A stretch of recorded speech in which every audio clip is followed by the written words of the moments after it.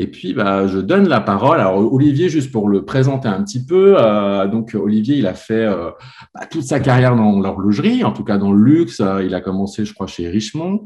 Et puis après, on s'est rencontrés quand on était chez Tag Heuer. Donc, il a vraiment un background d'horlogerie très fort. Et puis, je crois qu'à un moment de sa vie, il a eu besoin de faire une transition. Et puis, moi, je regardais ses posts, comme quoi, vous aussi, n'hésitez pas à me contacter.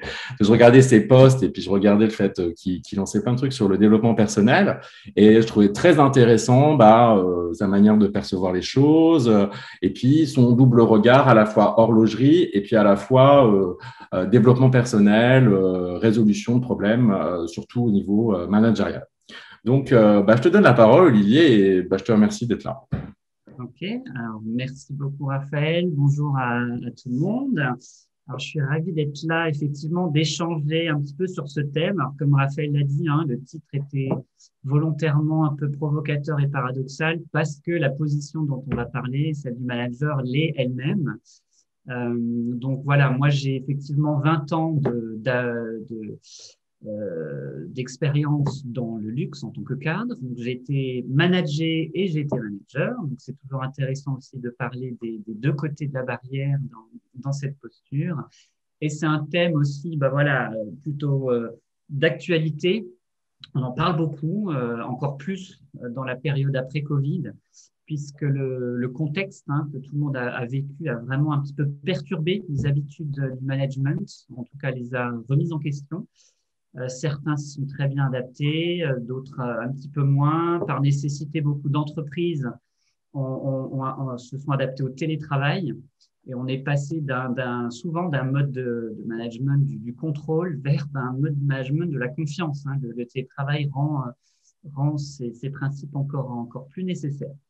Donc, c'est une fonction voilà, complexe, critiquée, parfois ingrate, voire caricaturée. Donc, on va passer quelques minutes à juste un petit peu l'explorer, cette position, qu'est-ce qui la rend si intéressante, et surtout à essayer de partager avec vous voilà, quelques trucs et astuces ou quelques questions. Attention, je suis coach, donc je ne donne pas que des conseils, je vous invite à poser surtout des questions.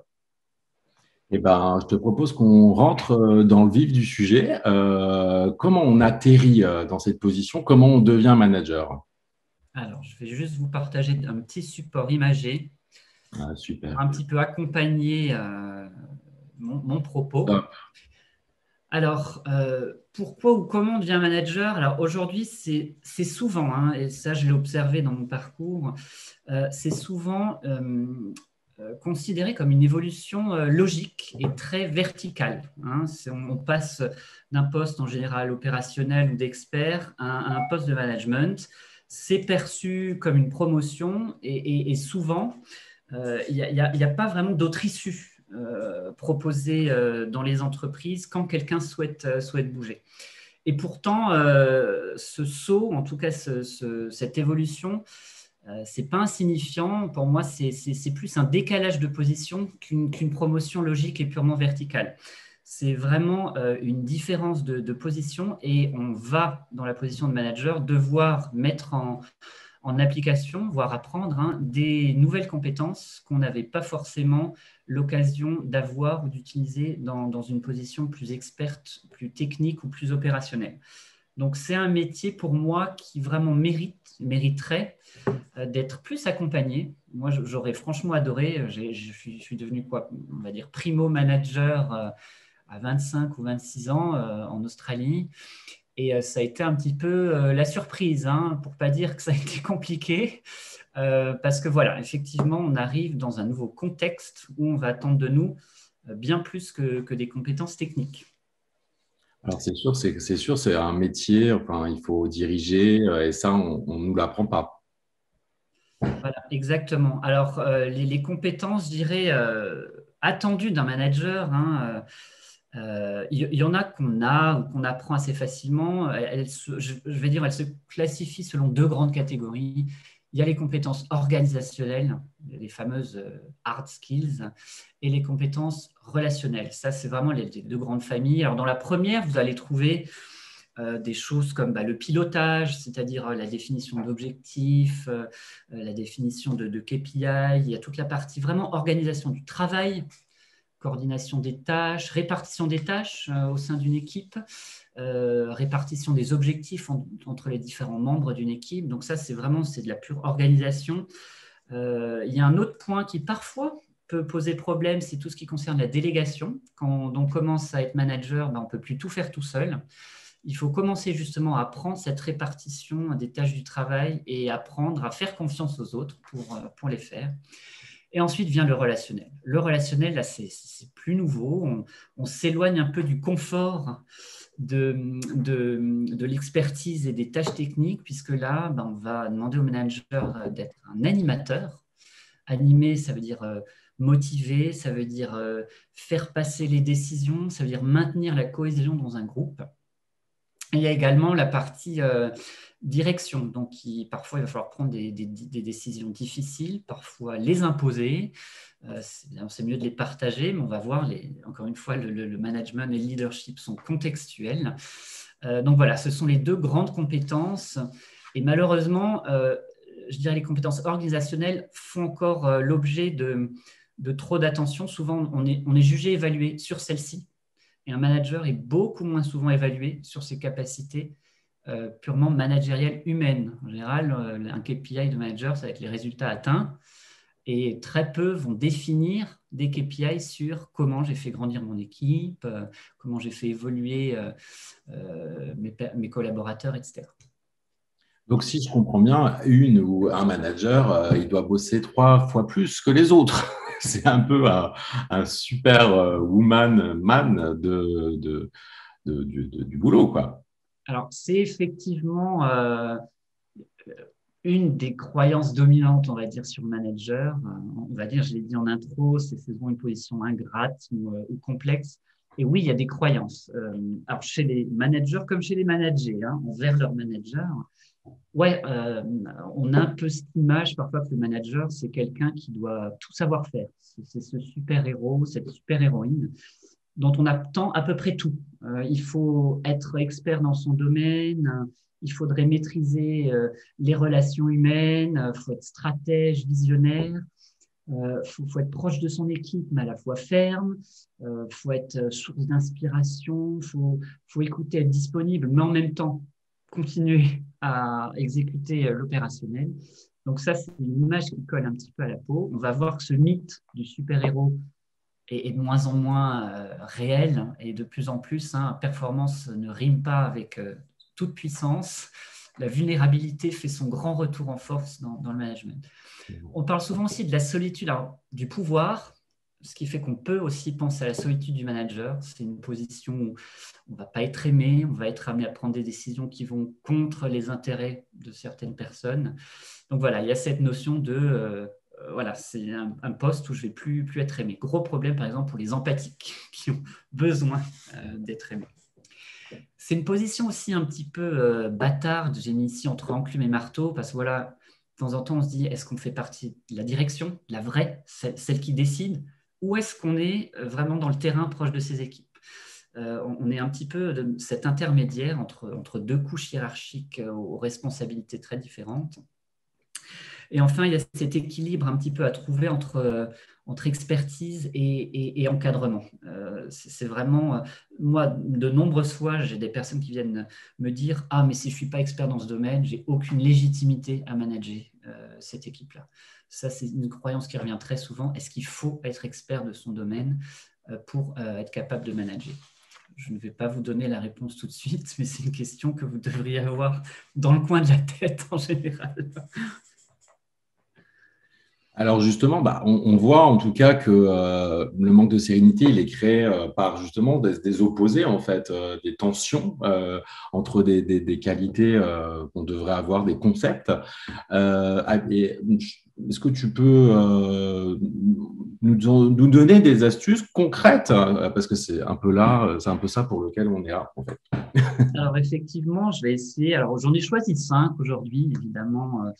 On va les voir ensemble. C'est selon mon expérience et selon mes observations de ce qui marche bien. Mais effectivement, voilà, on est dans dans le pur paradoxe, comme tu dis, on est constamment dans l'impression, en tout cas, de faire le grand écart, en devant avoir constamment cette main de fer dans ce gant de velours. Hein. C'est jongler avec ces concepts opposés. Alors, la première astuce, ou en tout cas le premier élément, ou le premier outil que je voudrais partager, c'est les 4 grands styles établis par Kurt Lewin. Alors, vous les connaissez certainement, vous en avez entendu parler. Ça permet déjà un peu d'identifier quels styles de management sont possibles et lesquels vont correspondre à une situation qui vous pose problème ou pas. L'image que j'ai mise est volontairement provocatrice. Hein. Attention, évidemment, la terminologie qui a été retenue pour ces 4 styles peut évoquer, peut avoir une connotation un peu négative. Alors, surtout, encore une fois, on donne aux mots la signification en fonction du contexte dans lequel on les a appris. Donc, ne résumez pas ces 4 styles aux 4 images, mais voilà, j'ai voulu un petit peu provoquer cette réflexion. Il y a le style autoritaire ou directif. Ça, c'est le style où le manager est en général plutôt seul à prendre les décisions. Okay. Encore une fois, ça ne veut pas dire dictature militaire. Le style autoritaire, c'est simplement un environnement dans lequel l'organisation l'emporte sur la relation. C'est très adapté à des situations d'urgence, des situations de crise, parce qu'il faut prendre des décisions rapidement. On n'a pas le temps d'aller demander à tout le monde leur avis. Maintenant, c'est vrai que souvent, on peut lui reprocher de diminuer la motivation de l'équipe, de diminuer l'initiative, parce que voilà, il y a justement un chef qui prend toutes les décisions. Le style paternaliste ou persuasif, ça, c'est le contexte dans lequel le manager va prendre les décisions, mais en séduisant son équipe. Donc, c'est un style qui est un peu plus bienveillant, qui accorde de la valeur aux autres. Il y a peut-être un petit côté infantilisant, puisque c'est le bâton-carotte, hein, c'est le système de la punition et de la récompense. Donc là aussi, encore une fois, le contexte doit être analysé. Le troisième grand style, c'est le délégatif. Encore une fois, l'image, ce n'est pas le manager qui ne fout rien, qui met les pieds sur le bureau et qui donne tout à faire à ses équipes. C'est simplement un mode de management basé sur la confiance. Okay, ça marche très, très bien quand les collaborateurs et l'équipe est de qualité et motivés. Là, ça va encourager leur responsabilité, leur autonomie. Et enfin, le style participatif, ça c'est le style le plus démocratique. Okay, donc c'est là vraiment où on va essayer d'impliquer ses collaborateurs, son équipe, dans la prise de décision. Alors évidemment, ça met l'accent, on va dire que c'est le mode management qui peut paraître le plus humain, le plus collaboratif. Maintenant, encore une fois, il a aussi ses défauts. Il peut faire perdre du temps. Il n'est pas adapté aux situations de crise ou d'urgence et il peut augmenter le risque de conflit. Voilà. Mais ça, c'est les risques même de la démocratie. Encore une fois, ces 4 styles ne sont pas ni bons ni mauvais en soi. Okay, ils dépendent en fait simplement de votre personnalité, de ce qui vous correspond, numéro 1, mais aussi des objectifs, du secteur d'activité. Vous imaginez bien que dans un secteur, dans les urgences, dans un hôpital, on ne va pas prendre des décisions participatives. Et ensuite, ça dépendra aussi des caractéristiques de l'équipe. Certaines personnes ont besoin d'autonomie, d'autres moins. Donc voilà, ça c'est intéressant d'avoir cette grille en tête un petit peu pour voir un petit peu qu'est-ce que vous pouvez appliquer en fonction de vous, en fonction du contexte de votre mission et de vos collaborateurs.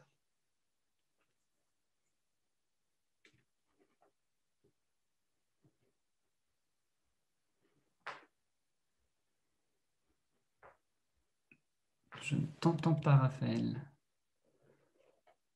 Oui, tu m'entends? Excuse-moi. Oui, je disais qu'il faut donc savoir à quelle situation s'adapter et aux personnes qu'on a en face de soi pour identifier le meilleur, la meilleure posture, quoi. Et moi, j'invite tout le monde à écrire déjà des questions, hein, c'est fait pour. Et puis peut-être que tu as une deuxième astuce à nous donner. Oui, alors tu parlais effectivement de s'adapter à son contexte. Alors oui, manager, c'est faire preuve d'intelligence de situation. Ma deuxième astuce, et c'est là où on quitte un petit peu le mythe du super-héros universel, pour moi, avant tout, manager, c'est faire son cheminement personnel, c'est se connaître. Okay, la position du manager va challenger de nombreux traits qui construisent cette personnalité. Et on va être confronté à certains traits qui sont parfois confortables, parfois pas, mais c'est une position où on fait face aux critiques, où on doit être capable de faire confiance, d'affirmer ses idées, de développer son empathie. Donc là, c'est juste important déjà soi-même de savoir parmi ces parmi ces différents thèmes, où je suis à l'aise et où je le suis moins. Et encore une fois, un manager doit connaître ses zones de vulnérabilité pour lui, mais aussi pour les autres. On verra plus tard que cette connaissance, elle sert aussi à créer le lien entre un manager et ses managers. Donc ça, encore une fois, c'est un des points hyper importants, c'est faites votre chemin, euh, faites-vous éventuellement accompagner, interrogez-vous régulièrement sur quelle facette du management vous êtes le plus à l'aise et sur lesquelles vous l'êtes le moins. Et c'est là-dessus que vous allez pouvoir travailler pour améliorer votre posture personnelle. Donc, il faut bien se connaître, mais j'imagine qu'il faut aussi connaître l'autre. Alors, évidemment, alors quelqu'un a mentionné dès l'introduction le mot d'écoute. Alors oui, alors ça commence avant tout par l'écoute. Donc si vous connaissez bien, évidemment qu'il sera nécessaire de bien connaître les personnes avec qui vous travaillez, que vous managez. Alors là, j'ai voulu un petit peu partager essentiellement quelques grands besoins, hein, parce que c'est surtout ça, connaître vos managers, c'est un petit peu être à l'écoute de leurs besoins. Et vous pouvez lire une littérature assez dense sur ces besoins. Ici, moi, c'est ceux qui me parlent le plus, ceux qui reviennent le plus fréquemment. Mais voilà, quand vous avez un peu une problématique, par exemple, de sens, vous sentez qu'il y a quelque chose qui ne marche pas au niveau du sens dans votre équipe, posez-vous la question qui correspond. C'est est-ce qu'il y a une vision partagée? Est-ce qu'elle est claire? Est-ce que je vais suffisamment communiquer? S'il y a un besoin de cohérence, demandez-vous, est-ce que je suis exemplaire? Est-ce que je demande à mes équipes de faire ce que je fais? Est-ce que je dis ce que je fais? Est-ce que je fais ce que je dis? La clarté est aussi souvent un besoin important dans une équipe. Est-ce que les objectifs sont clairs? Est-ce qu'ils sont révisés régulièrement? Est-ce qu'ils ont été compris? Donc là, encore une fois, l'écoute et le dialogue est nécessaire. Je ne vais peut-être pas m'attarder trop sur tous, mais vous avez la reconnaissance, grand besoin, hein, la reconnaissance. Donc en tant que manager, c'est aussi votre rôle de donner, de distribuer cette reconnaissance via une vraie culture du feedback. Hein. Et un vrai feedback, c'est régulier, c'est informel, c'est neutre, c'est objectif, et voilà, et c'est bienveillant. La sécurité, le manager, alors ça c'est une notion qui revient souvent, la sécurité psychologique ou sécurité émotionnelle. Le manager en est garant pour son équipe. Il doit être capable de montrer à son équipe qu'il les protège, que les territoires de décision et de pouvoir sont clairs, que chacun sait jusqu'où il peut prendre une décision et jusqu'où il doit demander l'aval, etc. L'empathie et la vulnérabilité, j'insiste encore une fois, ne prétendez pas être infaillible. Pouvoir résister à tout, vos collaborateurs apprécieront d'autant plus de connaître vos faiblesses et vos forces que si vous prétendez n'en avoir aucune.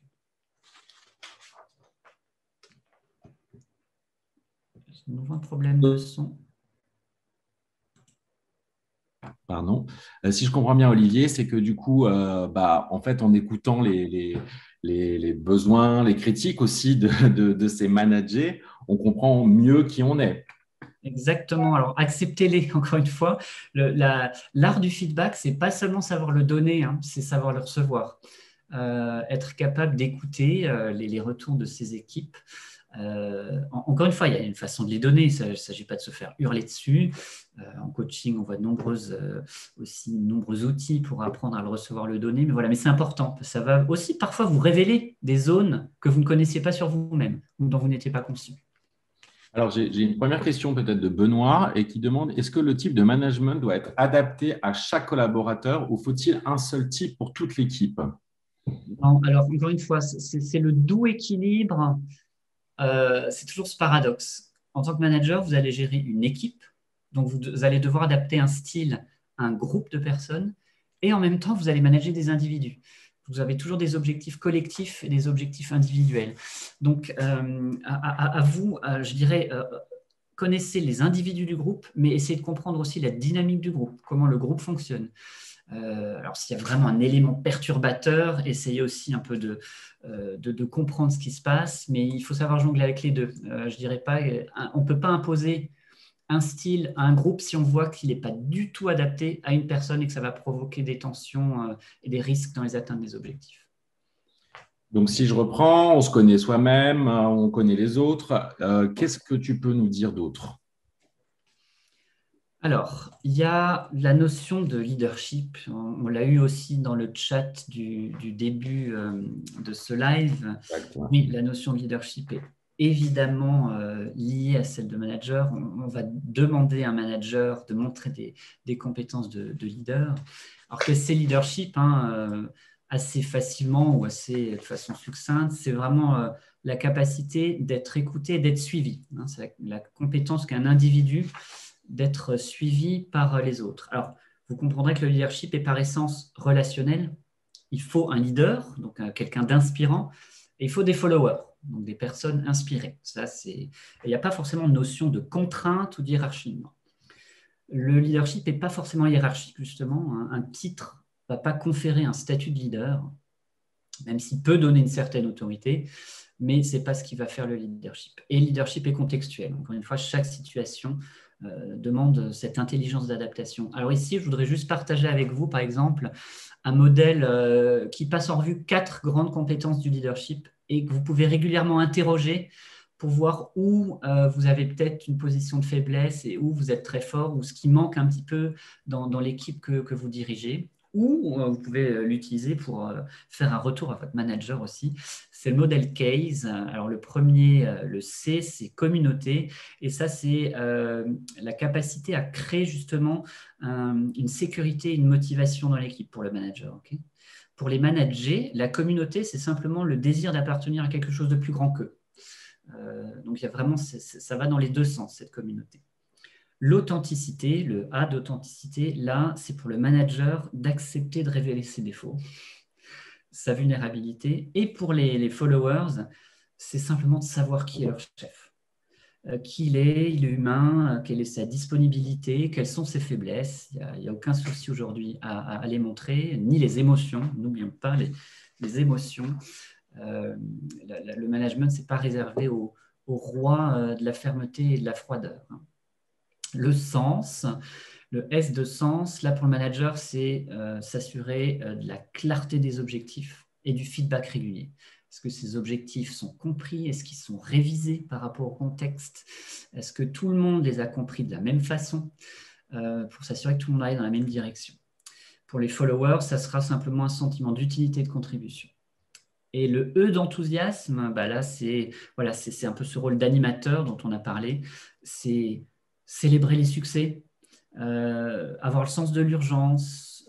Et pour les followers, c'est nourrir une certaine fierté et une vision partagée dans le groupe. Donc voilà, passez un peu en revue ces 4 lettres quand vous avez une situation un petit peu tendue et regardez quelle serait la facette de votre management qui pourrait un petit peu montrer une faiblesse.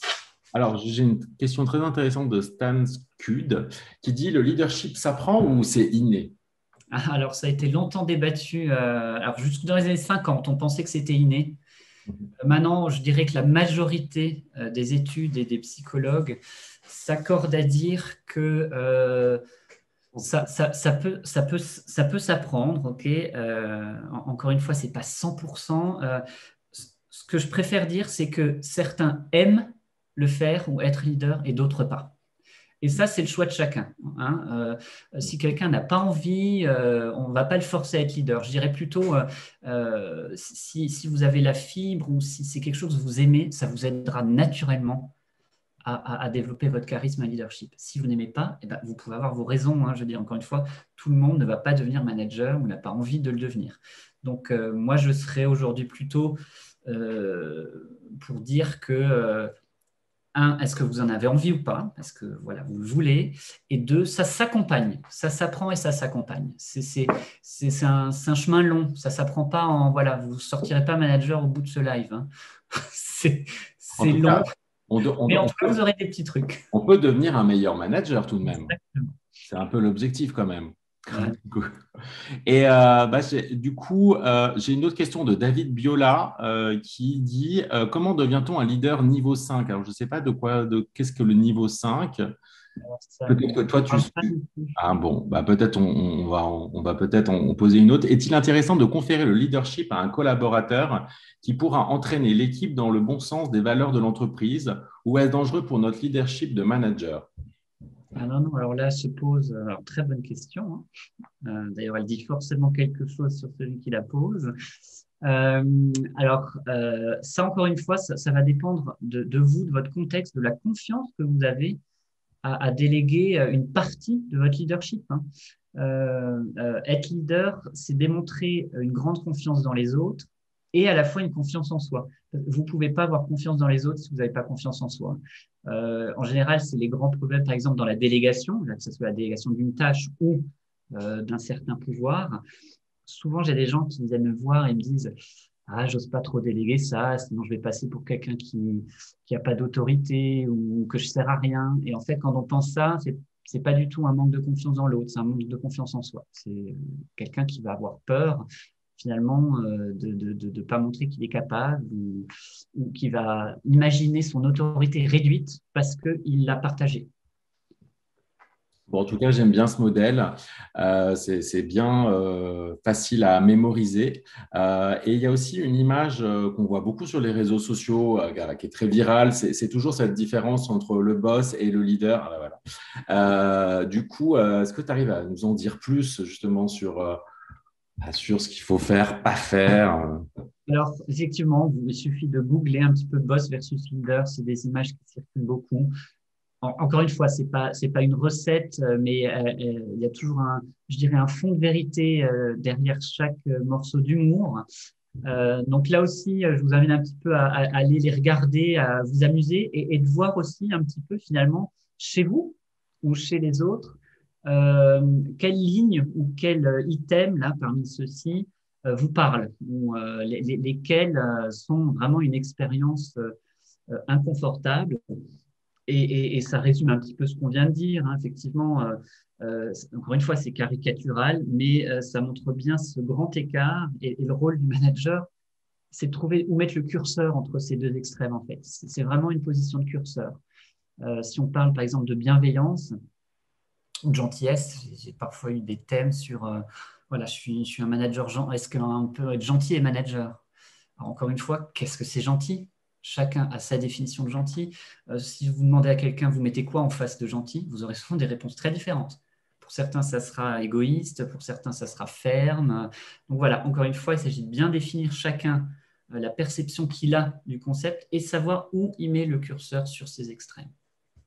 Moi, j'ai une question, Olivier. C'est aujourd'hui, quel est le cas que tu rencontres le plus, les problématiques que tu rencontres le plus au travail et comment tu peux les résolver?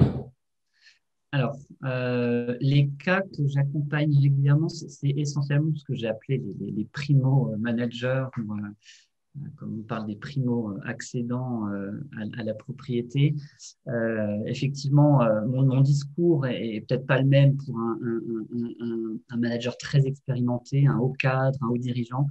Et les problématiques de coaching pour ces personnes-là, en général, vont aller sur d'autres terrains, en général plus identitaires de savoir-être. Pour un primo manager ou quelqu'un qui vraiment va découvrir cette posture, on sera plus dans des problématiques de savoir-faire déjà, hein, déjà des nouvelles compétences à acquérir, notamment les compétences relationnelles. Mhm. Beaucoup de gens découvrent un petit peu simplement la complexité de l'humain, euh, la difficulté à donner, à recevoir du feedback, la difficulté à déléguer, la difficulté à dire non, la gestion d'une personnalité difficile, la gestion d'un lent, d'une diva, d'un colérique. Voilà, c'est un peu tout ça. Encore une fois, il ne faut pas être psychologue. C'est très souvent, comme j'ai dit en coaching, c'est la prise de conscience d'une facette personnelle qu'on va découvrir en coaching. Et on va essayer d'aller voir comment on peut réagir et gérer ce genre de problématiques. Là, je le dis, je préfère être clair tout de suite, on ne va pas chez un coach pour changer les autres, hein. Bah, de toute façon, on ne peut pas le faire en général, changer les autres. La seule chose qu'on peut changer, c'est souvent sa propre position. Donc, aujourd'hui, si je comprends bien, si donc je viens de voir parce que j'ai un problème avec une personne, je peux très bien aller te voir et là, qu'est-ce qui se passe? Alors exactement, qu'est-ce qui se passe? Ben, on va aller vraiment explorer cette situation à tous les domaines, hein. En coaching, on va toujours être dans la tête, dans le cœur, dans le corps. Mhm. Déjà là, il y a un alignement à retrouver. On va voir, mais qu'est-ce qui se passe dans cette situation? Qu'est-ce qui se passe dans ton corps, dans ta tête? Qu'est-ce que tu le ressens? Tu le ressens comment? Quels sont les éléments dans ce contexte, dans les situations où ça arrive, qui provoquent cette réaction? Mhm. Et ensuite, qu'est-ce que tu crois sur cette situation? Ou qu'est-ce qui te fait croire à ta perception de cette situation? Et ensuite, aller dans l'action, évidemment. Qu'est-ce que tu pourrais essayer pour toi, hein, atteindre ton objectif, pas pour changer l'autre? Ou qu'est-ce que tu as envie de faire vis-à-vis de cette situation? Alors, sur Java Step Up, on peut voir que c'est en 3 séances. Comment ça se fait que ça peut être aussi court alors qu'on a des modèles avec les psys qui durent voilà, des années et des années? Comment ça se fait que toi, magicien, tu fais 3 heures? Alors, je dirais c'est cette offre, c'est l'offre, on dirait le trajet de coaching standard pour justement une problématique de compétences relationnelles, de savoir-faire, de travail un petit peu d'une croyance qui bloque un petit peu. Ça, ça peut aller assez vite et c'est le but du coaching, hein. Le but du coaching, c'est pas non plus de créer de la dépendance entre le coach et son coaché. C'est de l'inviter à aller dans l'action très vite, à aller observer et expérimenter des idées ou des idées d'action qu'il a eues pendant la séance. Je te dirais que sur des problématiques identitaires, 300, c'est un peu court, mais on ne va pas aller là-dedans tout de suite sur qui je suis, quelle est ma mission de vie en tant que manager, etc. Ça, c'est autre chose. Moi, je dirais dans mon humble démarrage d'activité d'accompagnant, j'aime beaucoup simplement déjà aller sur ces problématiques de savoir-faire et de croyances. Évidemment, on sera toujours amené sur le terrain de l'identité et de la personne, mais après, la personne est libre de décider si elle a envie de continuer, si ça lui convient, et d'aller explorer un peu encore plus loin ces zones d'ombre. C'est Donc, là où ça devient un peu moins agréable en général. donc finalement, c'est aussi de la récolte, enfin, de la récolte d'informations parce que tu pousses à aller sur le terrain. Ah, exactement. Il y a de l'action dès la première séance. C'est une première séance, c'est vraiment dédié à définir un objectif. Ça, c'est très important, hein, en coaching. C'est la personne doit être claire sur son objectif. Qu'est-ce qu'elle veut? Très Ok. souvent, des personnes qui viennent et me font une liste de tout ce qu'elles veulent pas. Mhm. J'interromps tout de suite. C'est OK, c'est très bien de savoir ce qu'on veut pas. Qu'est-ce que tu veux? Donc ça, c'est en général le travail d'une Ouais. première séance. Et ensuite, c'est voilà. Et qu'est-ce qu'on peut faire? Quelles sont tes ressources? Qu'est-ce que tu as envie d'essayer que tu n'as pas encore fait? Donc, si tu as fait quelque chose et que ça n'a pas marché, qu'est-ce qui fait que ça n'a pas marché? Donc voilà, ça stimule vraiment la réflexion et ça force un petit peu à aller chercher d'autres solutions. Alors, on a plusieurs questions sur le chat. Il y a une question de Virginie qui dit, avec le télétravail, comment faire confiance à son équipe quand le livrable n'est pas tangible? Il n'y a pas X dossiers à faire.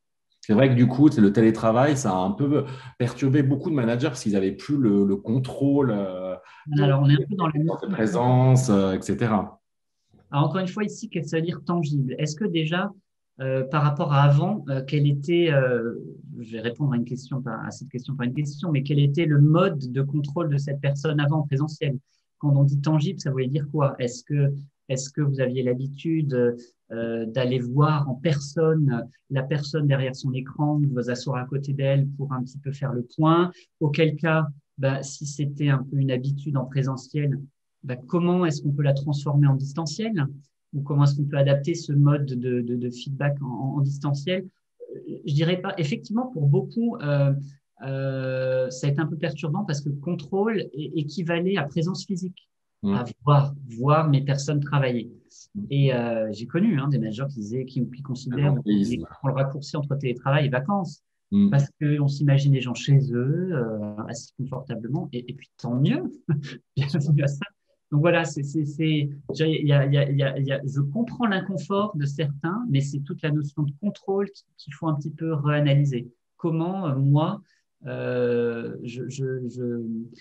rends tangible le délivrable de mes personnes. Typiquement, c'est quelque chose que tu peux accompagner. Exactement. J'ai une question que je trouve intéressante de Laurent Sage. Finalement, est-ce qu'il y a un manager dans le secteur de l'horlogerie? Est-il spécifique? Est-ce qu'il y a un management de l'horlogerie? Parce que c'est vrai qu'il y a quand même un style dans l'horlogerie, un style plus relax. Enfin, il y a quelque chose de particulier. Moi, personnellement, dans Ouais, alors il y différents a, domaines, on est sur autre chose dans l'horlogerie. ouais. Alors, c'est drôle parce que je dirais, il y a l'horlogerie, et ensuite il y a différents modèles dans l'horlogerie. Alors, c'est vrai que moi, j'ai 20 ans de grands groupes, donc des process, plutôt de la hiérarchie un peu pyramidale. Et là, depuis quelques semaines, moi, j'ai démarré dans une start-up, donc horlogère aussi, mais alors plus rien à voir avec les grands groupes. Donc déjà là, moi, j'observe une différence liée à la taille de l'entreprise alors, est-ce que l'horlogerie est particulière? Je dirais ouais, parce que alors c'est déjà une industrie où il y a quand même des fortes personnalités. On connaît tous voilà, des grandes marques et souvent derrière une marque, il y a une grande personnalité.